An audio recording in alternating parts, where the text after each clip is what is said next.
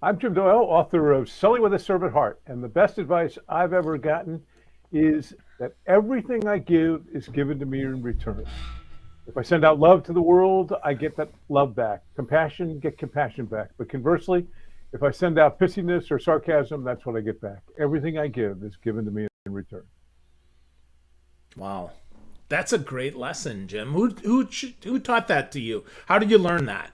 So that came from a book called Love is Letting Go of Fear by Jerry Jampolsky, who's a powerful teacher of mine. The book's been around for a long time, but it's one of my morning books that I reread many mornings to just get connected with the principles that he talks about in that book.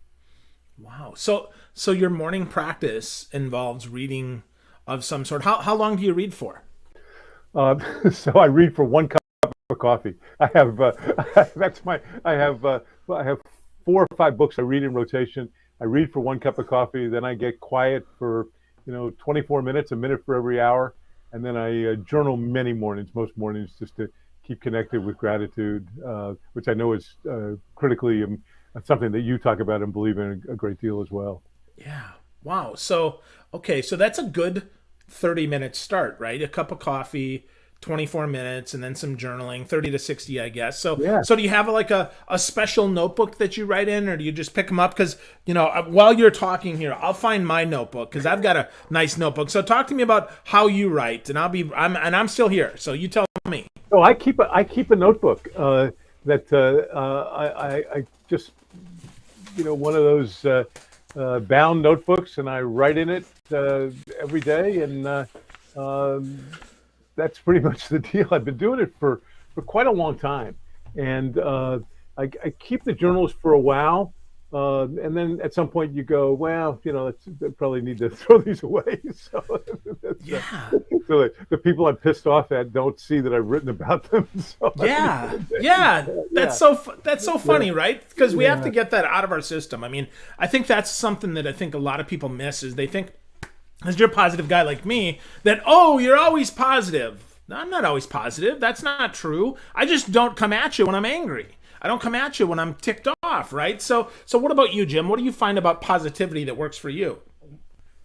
I believe that positivity is the result of gratitude.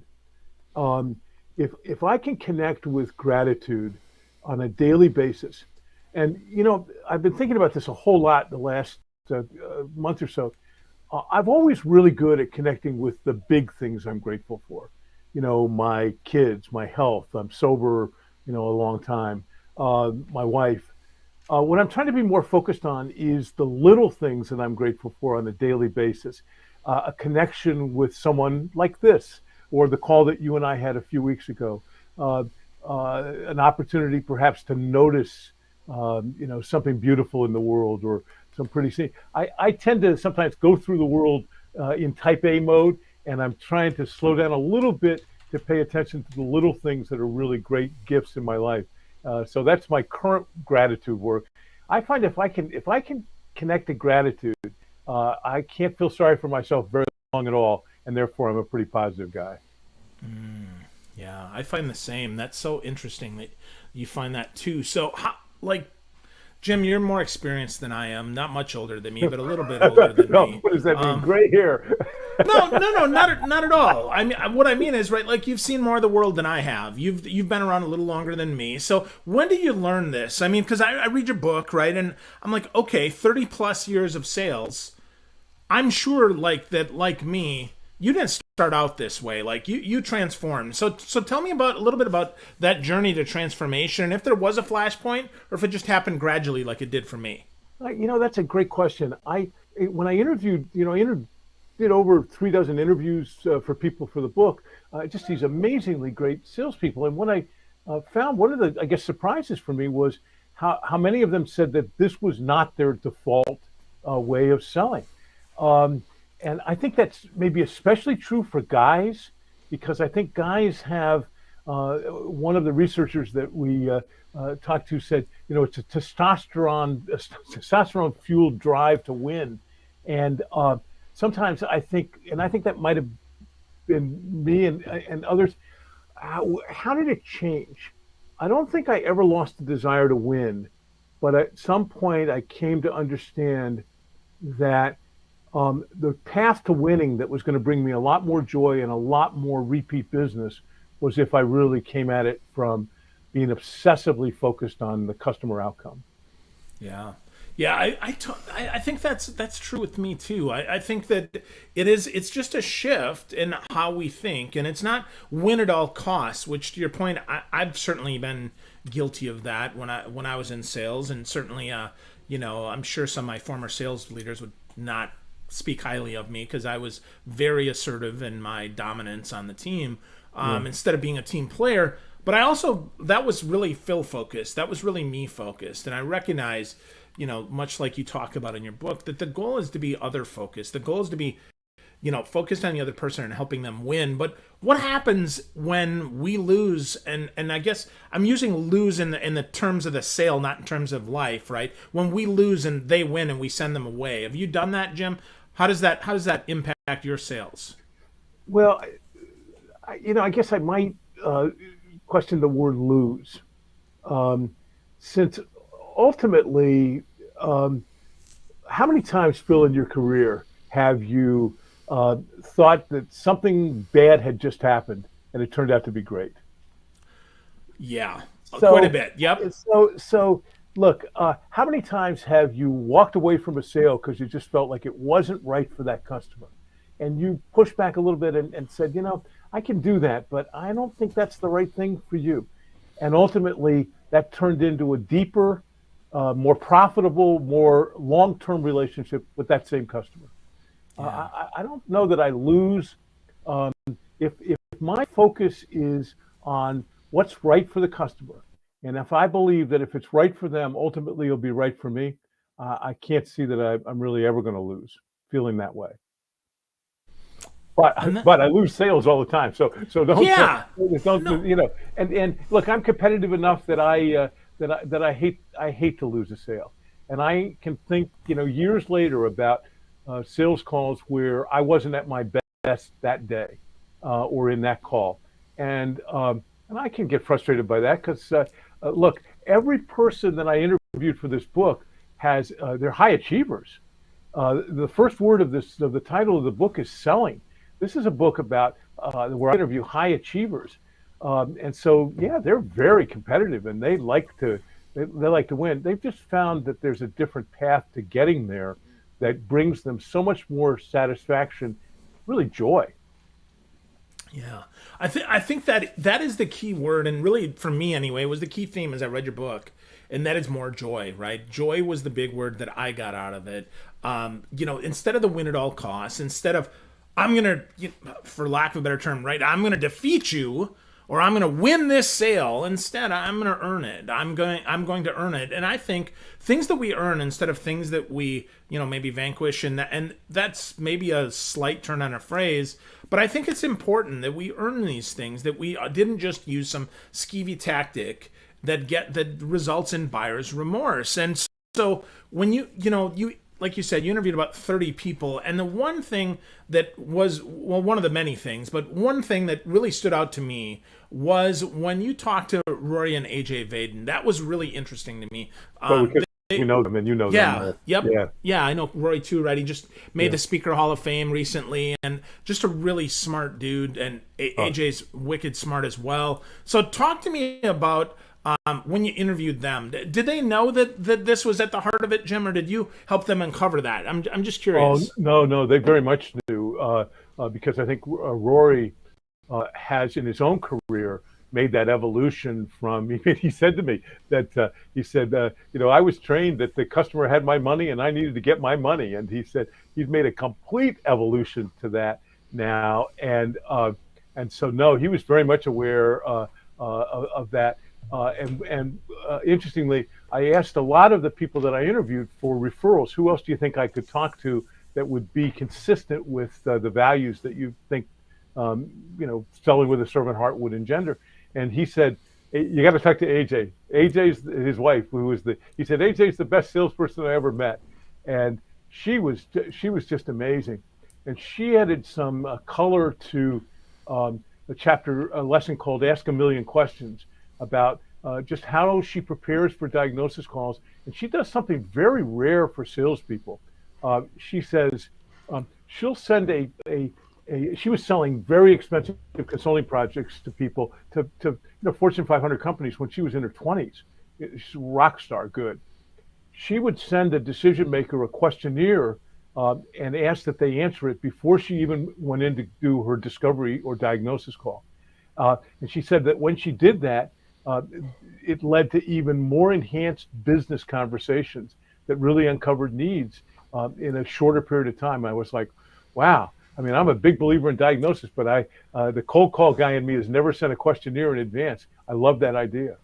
Yeah, well, that's such an interesting idea because to your point, it is maybe counterintuitive or counter thinking. But as we really, let's say, diagnose that, what we're really doing is we're helping to understand more and helping the person that we might be doing business with understand more their why and why this is, and we're able to then really have so what is the impact of that and how long has this been happening and kind of cut through so Jim, I see on your website you've been in business since 1974, right? I mean, that's not the question you're talking about, right? Oh, well, you're so accurate.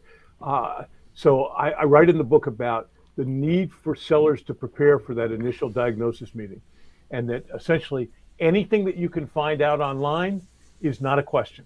Uh, and by the way, I mean, 20 years ago, I taught all those questions. How long have you been in business? Da, da, da, da. Today, I mean, you better know that before you walk in the door, and be prepared to have a business conversation about the business issues or the challenges that customer is facing as it regards the product that you're selling. And but there's another piece to that, and you got me thinking about my interview with Rory. Rory, we all talk about diagnosis, I think, as sales trainers, or I think most do. I hope they do. Rory talked about acute listening, and it was one of the most powerful terms that came out of the book. Is just, am I listening, thinking about the next question I'm going to ask, or am I listening to really hear the answer? He said, listening as if you could hear a pin drop in the room. And so it occurs to me that sometimes I'm thinking about my next question maybe a little too often. I learned a trick from a friend of mine who produces a show that's like a 60 Minutes kind of show. And he said, when they would do interviews with people, if they wanted to hear really honest answers, really compelling sound, they would wait and pause after the person answered the question. So rather than immediately jumping with the next question, they were listening for what came next. Nature abhors a vacuum, and so do people. So people would start talking again, and that's when they would get some of the most compelling and honest sound. It's a great trick for salespeople, but it also means that we have to practice acute listening and not jump right back in. That makes sense. That makes a lot of sense. I mean, the more pause, the more opportunity we get to go beneath the surface because most people know their answers, right? Like how long you've been in, like I can whip through those. I've got 78 questions that I've got answers to because I get asked them every single time. But if we listen and we pause and we just are there and we let you talk, I mean, it helps introverts that are not that purposely they grind more, right? They purposely are grinding on their answer. They might have the answer prepped, so you might be fooled into thinking they're an extrovert, but chances are they're not. Chances are they're more thoughtful, especially I would argue, especially if you're selling to engineering, accounting, maybe information technology, right? These more intense spaces. So how do we do that though? I want to make my quota this quarter, Jim. I've got 3 more days, man. How do I balance the need to serve with the need of my boss to hit quota? I don't think they're mutually exclusive. And I think if you looked at the track record of the people that we interviewed, you would see that these people are quota busters, quota blow up your quota, because they're achieving at such an unbelievably high level. Dave Wall, one of the guys that I interviewed for this book, he's in the RV business. He sells these big coaches, $2 million coaches. He does more volume as one person than I think 90% of the RV dealers will do in the country.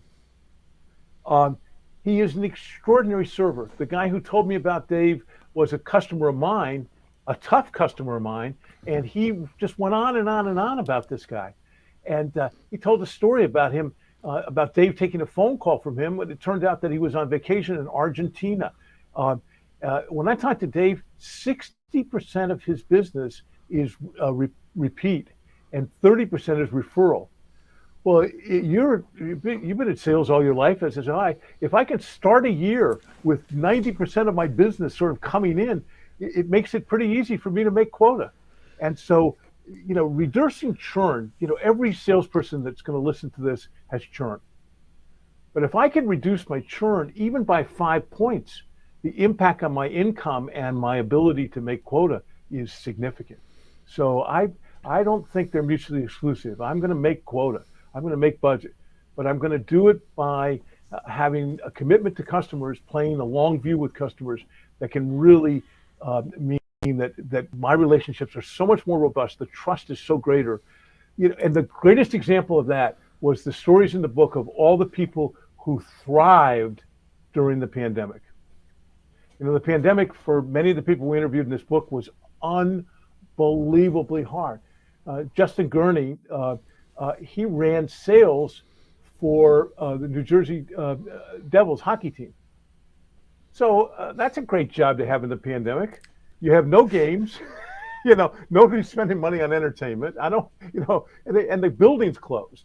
And yet they were able to enjoy significant renewals. And because he stole something from a time when he oversaw ticket sales for the NBA, he said, the NBA teams always are like a dial 100 calls, and that's, to your point, the manager who wants performance today. He said, but in every team there was an outlier, and the outlier focused on relationships. Why do you need a suite? What kind of entertaining would you do in a luxury suite at an NBA game? What kind of customers would you bring? And he said, guess who survived? Who were always the high performers were the outliers.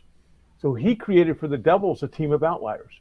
And during the pandemic, when other NBA teams and hockey teams were laying off their sales staff, theirs stayed on and continued to write some business and continued to do some things. And then when they come out the other side, which one of those New York sports teams is going to have the greatest success? It's going to be the team that's continued to build relationships during that time. So I think that's the proof that this is a quota busting strategy. I mean, I keep saying to people, I love humility as a sales word. I love trust as a sales word. But this is a book about selling and high performance selling. Yeah, which is so interesting, and yet so true when we really think about it. Like it's obvious that if we can outserve our competition, we can outvalue them, right? To sell is to serve. I firmly believe that every single day. And if we can outserve our competition, well, we're naturally going to outsell them. So what do we say, Jim? What do you say to someone who is like, okay, all right, good, humility. Okay, well, I'm not the best. I'm just second best. Okay, good. Humility, check that off the list, right? Oh, and serve. Okay, well, here's some coffee, right? I served. And people think this is just check the boxes. What do you say to those folks that think that, if I could only check these 7 boxes, I'm going to sell with the servant heart? Well, but your questions are wonderful. I think the answer to that question is the person that would say that, you would hope that in whatever tools are available, they would be open for more personal growth and more opportunity to learn. Because as you and I just talked about, this was not my natural default, certainly early in my career. But I think I had an instinct, just a small glimmer of an instinct, that this was path to more success and more joy. The other thing that I would say to that person is work harder on the quality of your questions, not just the number of your questions. I think one of the things that I realized in writing this book is that there is an awesome responsibility when a client gives you that level of trust. And the responsibility of trust is you better deliver on the promise that you're making, and your solutions better be just really, really, really researched well. Uh, Somebody said, if you're getting $100,000 from somebody, you can't just try. I mean, they're not going to give you the money to try to have the right solution. You better know what you're doing. And so I would work, if I was that person, on the quality of my questions, acute listening, because I think listening has a partner, and that's good questions. Yeah, I agree with that. I absolutely think that if we ask good questions and we listen and are really present for the answer, like really hear that and are like, okay, well, why is that? Why'd you say that? Do you have an example? Can you tell me a time when that happened? As a sales professional, the more we can understand what the impact is, the more we can see if we can actually fix that impact. Is that what you're finding as well, Jim? That is absolutely true, and I think that that's as true whether or not you're in a manufacturing capacity selling to a big retail chain, whether or not you're in the insurance business, whether or not you're in the advertising business, whatever business you're in. Um, the, as I understand what the customer's needs really are, which is deeper than that, 17 questions we know the answer to, or 73 for you, high performer that you are. When I can really delve into that, then I have the ability to customize my solution to their needs. This idea of one size fits all is completely irrelevant today in product selling. That makes us a pitch man. Here's what I've got for you. That doesn't make us a partner. A partner understands the issues that customer is facing, brings back solutions that are effective, and then helps the customer to implement them. Yeah, yeah. More questions, better questions lead to customization. That's so clearly true for And so when you many of us. don't you think when you customize, also you don't have to be the hard charging closer. I think there's a lot of sales training that still goes on today that is the out of the close early and close often deal. And every one of the people I interviewed, they're very aware of the point in the sales presentation when they're asking for commitment. So they're not anti-close, but I would suspect that most of them would say they're not hard closers because they've done so much of the work on the front end that when they bring back the solution is compelling to the customer. And so closing becomes much more an assumptive close as opposed to all of the stuff that, I could teach all this stuff. I know 17 ways to answer objections. I Yeah. love that. And there's a part of me that loved that stuff, but I'm not sure that, I think I may have still been teaching it, but never using it. Does that make sense? I may have still had those techniques and I could do them in a seminar, but I wasn't sure that I was using them or anybody that I really thought was great was using them. Well, not for long, right? I would say not for Right. long on any of those Right. techniques. The doorknob close or the Ben Franklin close or the two-legged or the one-legged. I could go through, right? I've read books on this stuff too, Jim, much like you have, right? If I look over here, thankfully, all those books are no longer on my shelves. Yeah. But I will tell you, I've read them. When I was starting closing, I knew that, I knew Glengarry Glen Ross. I watched Rounders. I watched Wall Street, right? Gordon Gekko was my hero. And then I realized that wasn't the way to be. That was not the way to go. So, But early in the process of this book, I Googled the titles of selling books, and you know what? You think that people have taken them off your shelf? I don't think so. The books are like, winning. That's my favorite, winning. As if somebody loses. Winning, closing. All of this stuff continues to be significant parts of the discussion in selling, and yet I don't think it wins. And it may win if you're a one-time sale, although I don't think it is. Maybe that wins if you're selling a car or something like that, but I don't think so. But it certainly doesn't win if you desire to have a relationship with that customer next year as well as you have this year. In fact, let me tell you, I think hard closing is a path to sales challenges, not sales success. so tell me more about that, right? How does that develop a challenge, right? I closed you paid your money, you wrote your check, it was $100,000, right? We're good to go. I'm not going to see you again. Who cares? How's that a sales challenge? Well, there's all kinds of research about this that looks at sales effectiveness. And so, what happens is in spin selling, Neil Rackham wrote about this. If the price of the item is low and the transaction time is quick, no one reacts negatively to a close. Would you like fries with that? That's a close, right? Nobody's going to be offended by that.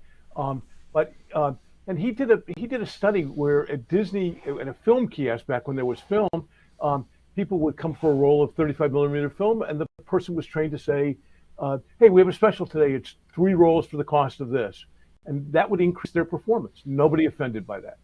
But if the transaction time is long and the cost of the item is high, what happens if you try to be an aggressive closer is it actually makes the customer back away. And so they are offended by that and they are bothered by that. And just think about the experience that anybody listening to this or watching this today would have with that hard sell closer on a car dealer lot or in an appliance store or a furniture store. How many times have people walked away from those experiences going, I want to take a shower? Well, if I feel that way after that kind of experience, how do you think a customer is reacting to me if I've come on in a way that's too strong? How do I avoid that? I think the more powerful question for people is, how do you avoid that? And that goes back to what we've talked about. Bring a solution that you've researched based upon your interaction with that customer so that there's logic to the solution and the answer becomes compelling and your closing percentage is going to go sky high. Yeah, I love that. I think that's super important. And I would also add to that, don't expect you're going to close on one call. Expect for a bigger price, right? Really? Don't expect that. Really? No, well, I said, because I muffed this up. I know you're laughing, right? But I screwed this up earlier this year. I had a deal that I because I'm not perfect. I still make mistakes. I had a deal this year I thought was a slam dunk. Big account, big commission, big everything. And I just, I was assumptive. And so he asked me what's next. I said, well, sign the contract. He goes, dude, you just gave me the same conversation you gave everybody else. He said, why would I sign with you? And I paused and for the first time, and you can probably tell, I'm not usually speechless, but I've never been asked that. Like I typically, it's a smaller fee, right? I'm not selling $1 million contracts. This was a massive contract and I screwed up. And I'll tell you, thankfully that buyer educated me and came back to me and told me the 7 mistakes that I made, which was like, okay, well, I'm not going to close this guy. This deal is dead, but I am grateful for the opportunity to use this and move forward. Because even though I know, right, I sell with my heart too. Sometimes I get caught up in this solution is obvious, man. Yeah. But my friend Bill, who I interviewed for the book, said he had a client one day who said, "You're showing," and he described that as you're showing how much you want to make a sale and not really focused on what my needs are. And but I was laughing as you were sharing your story because I think I'm a good salesperson. I love to sell. I love to sell. When I started, I love to sell 50 years later. And I can still think of sales in the last year that I just go, and you teach this? So I hope that everybody who would watch this or listen to this would say, learn from your humanness.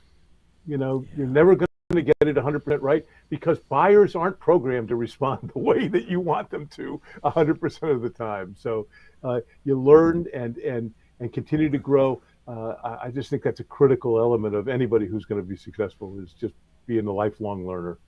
Yeah, I love that, Jim. You said lots of great stuff today. I love the book, Selling with the Servant Heart. It is fantastic. Congratulations. You dropped some great stuff today about focusing on what's right for the customer, having some acute listening that you shared from Rory Vaden.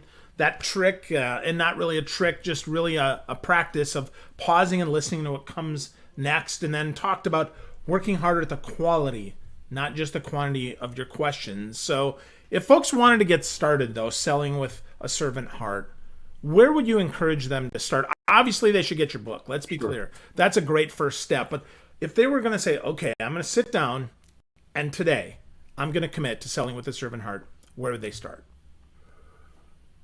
I think where they start is where we began by saying, if I give that away and I give an acute desire to make a difference, that's the evolution that I think if I can get to that point where I see every sales call as an opportunity to say, how can I make a difference? Then that's a great first step to becoming more and more that way. Wow. I love that. How can I make a difference? That's the goal with the conversation today. Jim, I appreciate you so much. Folks, if you're Oh, looking for the book and you want to get started, get Selling with a Servant Heart by Jim Doyle. It's fantastic. It's full of examples. It's practical. It's tactical. It's got even more great stuff than he shared today. And Jim, I'm so uh, grateful for you. Thanks for thank you sharing so some with much, my me. friend. My This is pleasure. great. Thank you. Yeah. Thanks everyone for watching, for listening. Now go get curious and go discover how you can add value. Have a great day.